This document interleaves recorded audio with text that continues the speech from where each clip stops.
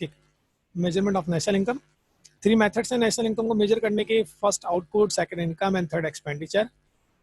तो उसकी एग्जांपल मैंने आपको दी कि मेरे पास मोबाइल है, उस मोबाइल की जो प्राइस है वो 20,000 है। तो मोबाइल खुद एक प्रोडक्ट है और उसकी प्राइस है 20,000। मैं आपको वो मोबाइल सेल कर देता हूँ, तो मेरी इनकम 20,000 की हो जाती है और आपका जो एक्सपेंस है वो 20,000 हो जाता है। ठीक है, तो इन तीनों की इनकम को अगर जब हम वैल्यूज़ को प्लस करते हैं तो 20,000 आंसर आएगा। मोबाइल की वैल्यू को प्लस कर लें आप मोबाइल की वैल्यू ले लें तो भी 20,000। मैं आपके एक्सपेंडिचर को देखूं तो भी 20,000 और अपनी इनकम को चेक करूं तो वो भी 20,000। तो नेशनल इनकम को मेजर करने के 3 मेथड्स हैं। फर्स्ट है आउटपुट मेथड, सेकंड है इनकम मेथड और थर्ड है एक्सपेंडिचर मेथड। और तीनों से जो आंसर आएगा तकरीबन एक आंसर आएगा, इसलिए कि जो चीज़ प्रोड्यूस हो रही है वही चीज़ सेल हो रही है, वही चीज़ कंज्यूम हो रही है। 100 यूनिट प्रोड्यूस हो रहे हैं तो 100 यूनिट की वैल्यू है फॉर एग्जांपल 1 लाख रुपीज़। सो 1 लाख आपकी आउटपुट मेथड के हिसाब से नेशनल इनकम हो गई। फिर वो 100 यूनिट सेल हो रहे हैं तो जो सेल कर रहा है उनकी जो इनकम है उसको प्लस कर लें, 100 यूनिट की इनकम को प्लस करेंगे तो भी 1 लाख रुपीज़ आएगा। और जब आवाम ने, पब्लिक ने, आप लोगों ने उसको परचेज किया तो आप लोगों के एक्सपेंडिचर को अगर मैं प्लस कर लूँ तो भी 1 लाख रुपीज़ आएगा। ठीक है, तो वो जो 100 यूनिट प्रोड्यूस हुए हैं उसको देख लें आप, या मैं अपनी इनकम देख लूँ या आपका एक्सपेंडिचर देख लूँ, आंसर एक ही आएगा। तो इनकम को मेजर करने की, नेशनल इनकम को मेजर करने के हमारे पास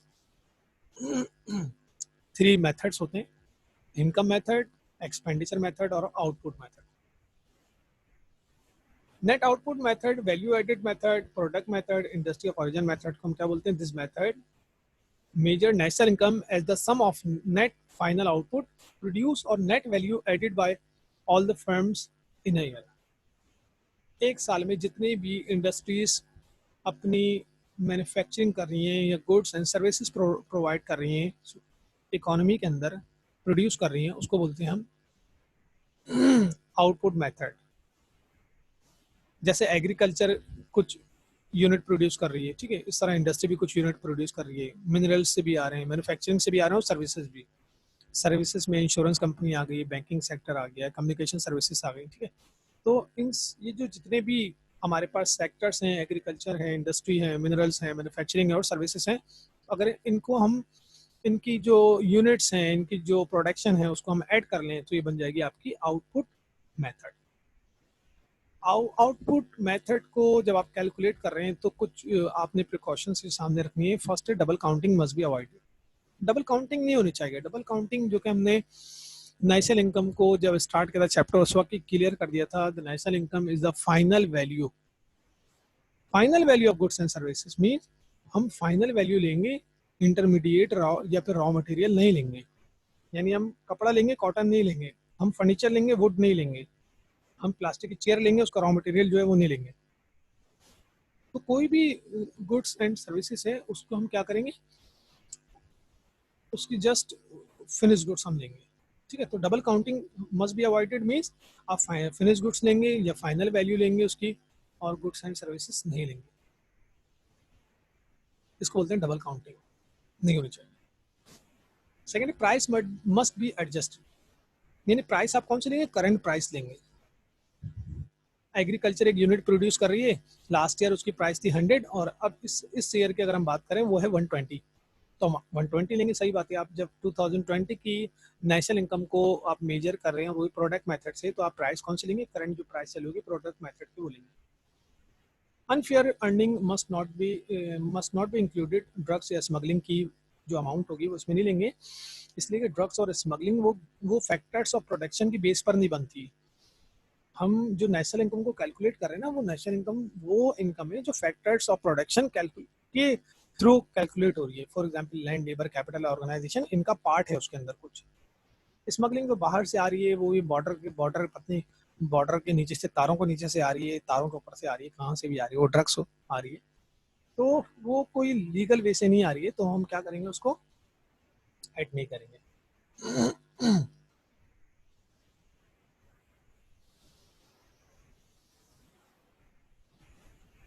तो ये था आपका product method. Next,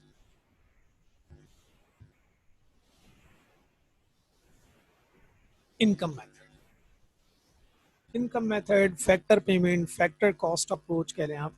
income method measure national income. Income method से आप नेशनल इनकम को मेजर करते हैं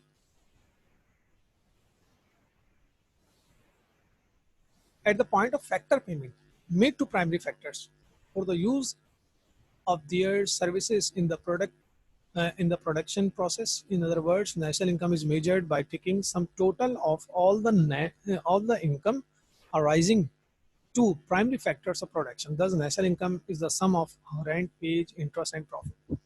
अच्छा, ये जो इनकम मेथड है इसमें आप क्या करेंगे, इनकम मेथड में जितने भी रिवॉर्ड्स हैं, जो फैक्टर्स ऑफ प्रोडक्शन को जितने रिवॉर्ड्स मिल रहे हैं उन रिवॉर्ड्स को आप प्लस कर लेंगे। फॉर एग्जांपल, जैसे लैंड है उसको रेंट मिलता है, लेबर को वेज मिलती है, कैपिटल को इंटरेस्ट मिलता है और ऑर्गेनाइजर या ऑर्गेनाइजेशन को प्रॉफिट मिलता है। तो इन 4 फैक्टर्स की जो रिवॉर्ड्स हैं इसको प्लस कर लेंगे, ये आपकी आ जाएगी इनकम मेथड। ठीक है, तो जैसे अभी आपको नज़र आ रहा है इसमें फैक्टर्स ऑफ प्रोडक्शन के जो मिलने वाले रिवॉर्ड्स हैं उसको प्लस किया गया है, तो वो आपकी कहलाती है नेशनल इनकम। अभी पीछे हमने स्मगलिंग की बात की, तो स्मगलिंग इसके अंदर कहाँ आएगी? ठीक है, स्मगलिंग और ड्रग्स ये सब चीज़ इसमें नहीं आती, तो उसको उसको नहीं लेंगे, इसमें इंक्लूड नहीं करेंगे, प्रोडक्ट मेथड में नहीं लेंगे उसको। तो इनकम मेथड में क्या करेंगे, रेंट, वेज, इंटरेस्ट और प्रॉफिट को प्लस कर लेंगे, ये आपके बन जाएगी national income by product method, sorry income method. और इसमें भी double counting must be avoided और no illegal income, illegal income आपको इसमें ऐड नहीं करनी है। सेकंड, थर्ड है आपका expenditure method. Expenditure method measures national income at the disposition stage, spending point यानी जिसको बोलते हैं, जो आप कंज्यूम कर रहे हैं उसको बोलते हैं, जो आप एक्सपेंस कर रहे हैं। It measures national income by computing final expenditure on gross domestic product by household, government and private sector. जो प्राइवेट सेक्टर, हाउस होल्ड और गवर्नमेंट ये जितने भी एक्सपेंडिचर कर रहे हैं, अगर उन एक्सपेंडिचर को ऐड कर लिया जाए तो ये बन जाते हैं आपका, क्या बन जाएगा, एक्सपेंडिचर मेथड से net income calculation of net income by expenditure method. अब वो प्राइवेट कंजम्पशन हो रही है, यानी मैं कंज्यूम कर रहा हूँ, मैं जाता हूँ मोबाइल परचेज करता हूँ, लैपटॉप परचेज कर रहा हूँ, तो मेरी कंजम्पशन हो रही है, ये भी एक एक्सपेंडिचर है। प्लस गवर्नमेंट जो है ब्रिज बना रही है, फ्लाईओवर बनाती है, रोड बनाती है, डेवलपमेंट नॉन डेवलपमेंट एक्सपेंडिचर करती है, तो एक्सपेंडिचर हो रहे ना, उसको प्लस कर दें। प्राइवेट इन्वेस्टमेंट, प्राइवेट इन्वेस्टमेंट का मतलब यहाँ पर एक प्राइवेट इन्वेस्टर आता है पाकिस्तान में और देखता है कि यहाँ मुझे शार फैसल पे एक बिल्डिंग बनानी है, यहाँ पे इन्वेस्टमेंट करूँगा, यहाँ प्लांट लगाऊंगा या फैक्ट्री खोलूंगा या ऑफिस खोलूंगा, तो वो बिल्डिंग बनाता है, उसके लिए रॉ मटेरियल परचेज करता है, तो उसका भी एक्सपेंस हो रहा है। फिर वो उस बिल्डिंग के अंदर इक्विपमेंट को इंस्टॉल किया जाता है, उसमें इलेक्ट्रिसिटी आती है, फर्नीचर आता है, वो सब उसका एक्सपेंडिचर हो रहा है, देन उसकी बिल्डिंग या उसका ऑफिस तैयार हो जाता है। तो प्राइवेट इन्वेस्टमेंट का मतलब यहाँ पे कि यानी मैं इधर इन्वेस्टमेंट कर रहा हूँ पाकिस्तान के अंदर, तो ये मेरी इन्वेस्टमेंट है। ठीक है, नेट फॉरेन इन्वेस्टमेंट जो बाहर से आ रही है इन्वेस्टमेंट, तो इन्वेस्टमेंट को भी हम एक्सपेंडिचर इस तरह कंसिडर कर रहे हैं कि वो जो इन्वेस्टमेंट है वो कहीं ना कहीं खर्च हो रही है। जैसे मैंने आपसे बोला कि मैं इन्वेस्ट कर रहा हूँ, एक मशीन इन्वेस्ट करूँगा, तो मशीन कहाँ से आएगी, मशीन कोई हवा थोड़ी है, वो मशीन में जाके खरीदूंगा। इस तरह मैं इन्वेस्ट कर रहा हूँ, फर्नीचर इन्वेस्ट करूँगा, ये लैंड इन्वेस्ट करूँगा, ये बिल्डिंग इन्वेस्ट करूँगा, तो ये सब चीज़ें अकाउंटिंग में पढ़ चुके हैं हम। तो इन्वेस्टमेंट में आप क्या, इसका क्या मतलब है, private investment, net foreign investment, आप वो चीज़ कंज्यूम करोगे, ठीक है, खर्च करोगे। तो तमाम एक्सपेंडिचर मेथड को अगर हम प्लस कर लेंगे, चाहे वो प्राइवेट कंजम्पशन हो, गवर्नमेंट एक्सपेंडिचर हो, प्राइवेट इन्वेस्टमेंट हो या नेट फॉरेन इन्वेस्टमेंट हो, तो ये कहलाते हैं आपके एक्सपेंडिचर मेथड। अब प्रिकॉशंस क्या है, expenditure on intermediate goods not included. आपने इंटरमीडिएट गुड्स नहीं लेना है, आप बोले सर ये जो बर्गर है ना, बर्गर है, पिज्ज़ा है, ये लेनी है फाइनल गुड्स। अब आप बोले नहीं, वो जो उसकी मशीन के जरिए बना, उसके अंदर जो है उसमें जो खीरा भी है, उसमें जो टमाटर भी है, उसमें केचप भी है, उसमें कबाब भी है, पत्नी क्या कुछ, वो उसमें ऐड नहीं करेंगे, वो इंटरमीडिएट गुड्स में आ जाएगा, या उसको बनाने के लिए मशीनें यूज हुई हैं, वो इंटरमीडिएट गुड्स में आ जाएगी। हम देखेंगे जो बर्गर तैयार हुआ है, पिज्जा तैयार हुआ है, ये कितने का है, ये 1500 का, बस 1500 इसकी फाइनल गुड्स हो गई। ठीक है, वही बात हो गई, फाइनल गुड्स लेनी, शुरू से आखिर तक एक ही बात हो रही है, only final expenditure amount included. सही बात है, फाइनल एक्सपेंडिचर लेंगे जो उस पर आए, बर्गर बनाने में कितना खर्चा है, टोटल एक्सपेंडिचर वो ऐड कर लेंगे। Purchases of old shares and bonds not included. Purchases of old, old कुछ भी नहीं लेंगे, ओल्ड कुछ भी नहीं लेंगे,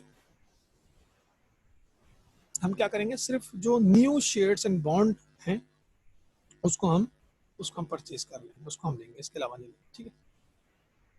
तो ये कहलाती है आपका एक्सपेंडिचर मेथड।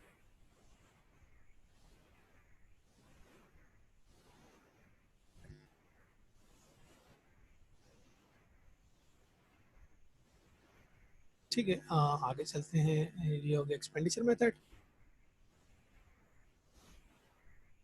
तो हमें क्लियर हो गया नेशनल इनकम को मेजर करने के 3 मेथड्स होते हैं। एक होती है इनकम मेथड, एक होता है एक्सपेंडिचर मेथड, एक होता है प्रोडक्ट मेथड, ठीक है।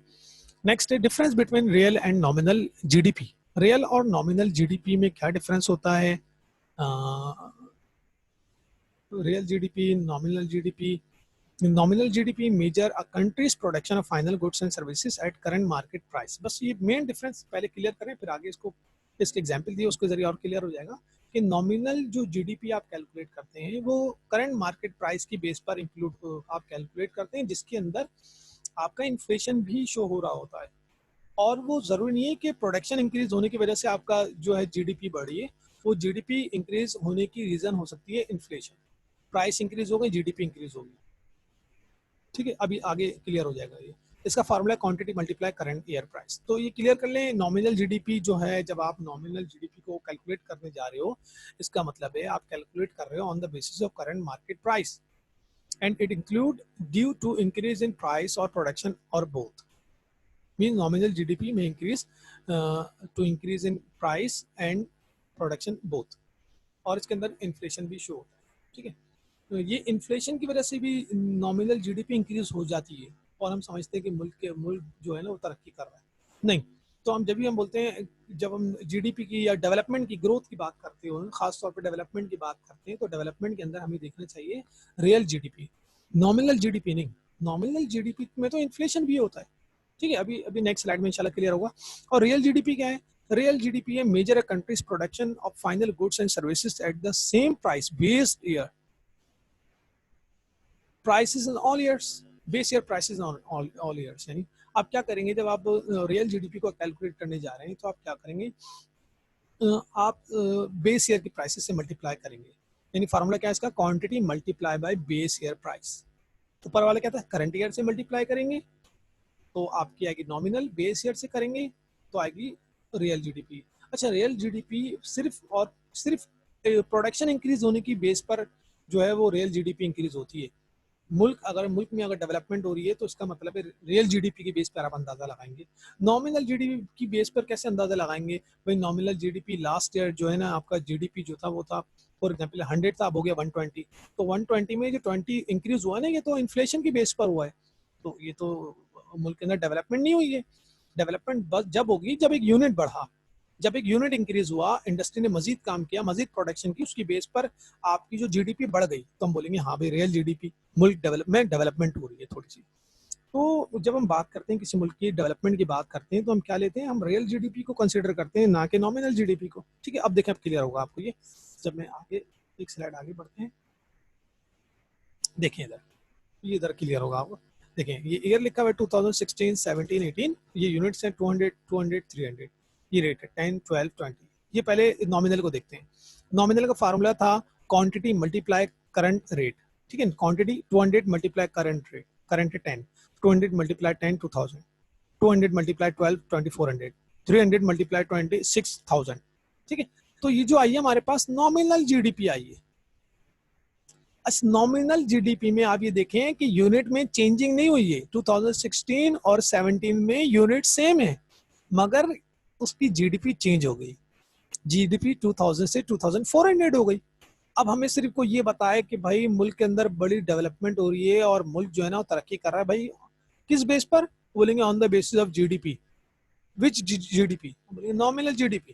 भाई नॉमिनल जीडीपी तो इंक्रीज होती है इधर on the basis of inflation. ये तो इन्फ्लेशन की बेस पे इंक्रीज हुई है। ये 400 का डिफरेंस तो इन्फ्लेशन की बेस पर आ रहा है, तो इन्फ्लेशन की वजह से आ रहा है।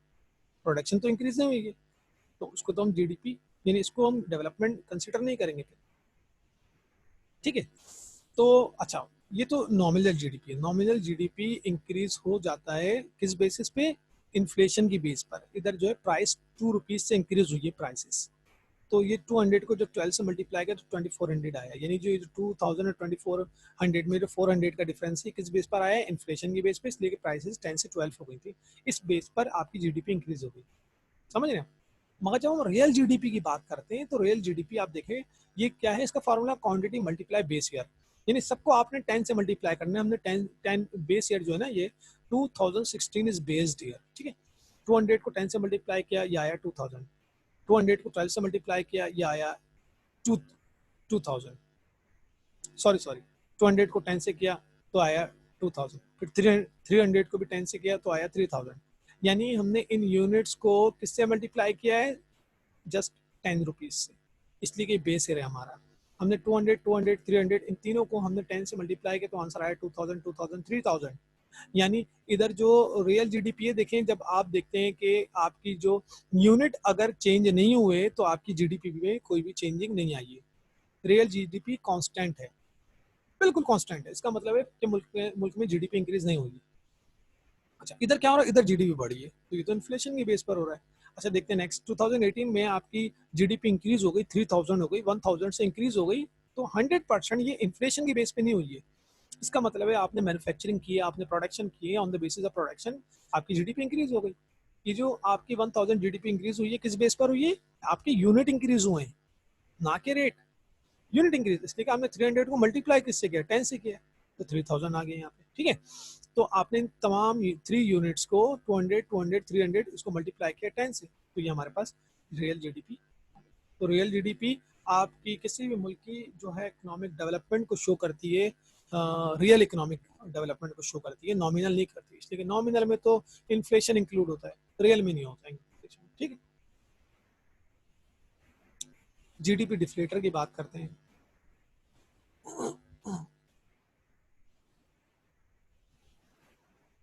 GDP deflator, GDP deflator formula है nominal GDP divided by real GDP multiply 100। GDP deflator is the price index that measure inflation in an economy by calculating a ratio of GDP nominal to GDP real. GDP deflator for 2018 का हमें जो GDP deflator दिया हुआ है वो 6000 है, और जो रियल GDP है वो है 3000। 6000 को 3000 से डिवाइड किया, मल्टीप्लाई 100 किया, 200% इन्फ्लेशन आ गया। It's mean in 2018 inflation increase by 100%, यानी अगर हम रियल जीडीपी डिफ्लेटर से अगर हम कैलकुलेट करें इन्फ्लेशन, तो कितना परसेंट हो गया इन्फ्लेशन, 200%, सॉरी 100% इन्फ्लेशन इंक्रीज हो गया।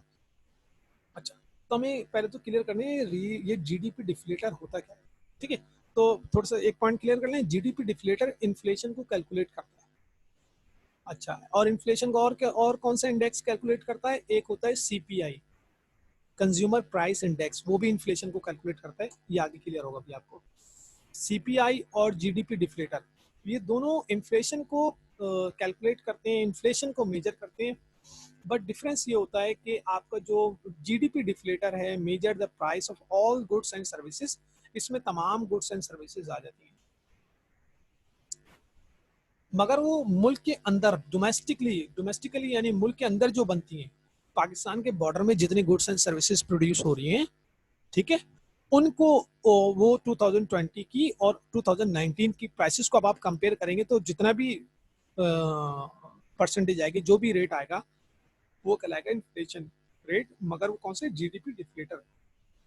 क्यों, मुल्क के अंदर जो गुड्स एंड सर्विसेज बनी उसकी बेस पर आपने कैलकुलेट किया। तो सीपीआई क्या चीज है, सीपीआई जो है वो जितने भी आप कंजम्पशन कर रहे हैं गुड्स एंड सर्विसेज की, वो उसकी बेस पर आपने जो है जो इन्फ्लेशन कैलकुलेट किया वो कहलाता है सीपीआई। तो क्या डिफरेंस हो, डिफरेंस ये होगा कि सीपीआई के अंदर डोमेस्टिकली नहीं, वो जो इंपोर्ट की हुई गुड्स एंड सर्विसेज हैं वो भी आ रही हैं, यहाँ पे आके टीचर पढ़ा रहे हैं, यहाँ पे डॉक्टर सर्विस प्रोवाइड कर रहे हैं बाहर से आके, ये तो सर्विसेज हो गई इंपोर्ट की आपने, ठीक है। फिर आप लैपटॉप इंपोर्ट कर रहे हैं, मोबाइल इंपोर्ट कर रहे हैं, क्या क्या इंपोर्ट नहीं कर रहे हैं आप, तो बहुत सारी चीजें इंपोर्ट कर रहे हैं। तो वो जितनी भी चीजें इंपोर्ट आप गुड्स इंपोर्ट कर रहे हैं, उसके बेस पर जब आप इन्फ्लेशन कैलकुलेट करेंगे तो वो आ जाएगा आपका कौन सा इन्फ्लेशन, सीपीआई। तो सीपीआई में तो तमाम गुड्स आ गई हैं, चाहे वो कोई भी हो, मगर जीडीपी डिफ्लेटर में वो आएंगी जो गुड्स मुल्क के अंदर बनती हैं, एक कंट्री के अंदर गुड्स एंड सर्विसेज प्रोड्यूस हो रही हैं। तो बस यही जीडीपी डिफ्लेटर कंट्री के अंदर जो गुड्स एंड सर्विसेज बनती है उसकी बेस पर इन्फ्लेशन कैलकुलेट करता है, और सीपीआई पूरे मुल्क के जो भी गुड्स एंड सर्विसेज कंज्यूम हो रही हैं, चाहे वो डोमेस्टिकली हो या फिर वो आपने इंपोर्ट की हुई, उसकी बेस पर जब इन्फ्लेशन कैलकुलेट करते हैं तो सीपीआई आता है।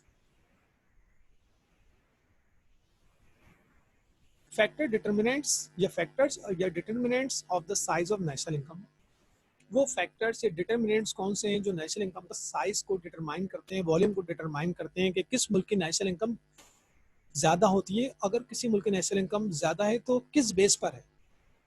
ठीक है, तो हम कह सकते हैं ये जो है रिस्पॉन्सिबल फैक्टर्स हैं, these all are responsible factors, जिनकी इनकी बेस पर किसी मुल्क की नेशनल इनकम को हम ये कह सकते हैं कम है या ज़्यादा है, यानी ये रिसोर्सेज अवेलेबल है तो मुल्क की नेशनल इनकम ज़्यादा होगी।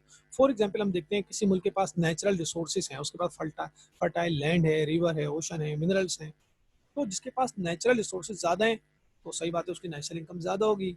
वो फर्टाइल लैंड को जो है उसमें कल्टिवेशन करेगा, उसमें जो है उसको उसमें जो है वो क्या कहते हैं जो भी काश्तकारी करके और उसमें प्रोडक्शन करेगा और फिर उसको एक्सपोर्ट करेगा, उसको सेल करेगा, उससे अर्निंग होगी। रिवर है उसको यूज़ करेगा, उससे फिशिंग ही कर लेगा कम से कम। ठीक है, ओशन है, समंदर है, हैं, मिनरल्स निकालेगा ज़मीन से और उसको सेल करके एक्सपोर्ट करके उससे भी उसकी इनकम बढ़ेगी। तो जिस मुल्क के पास नेचुरल रिसोर्सेज ज़्यादा है उसकी नेशनल इनकम ज़्यादा होगी।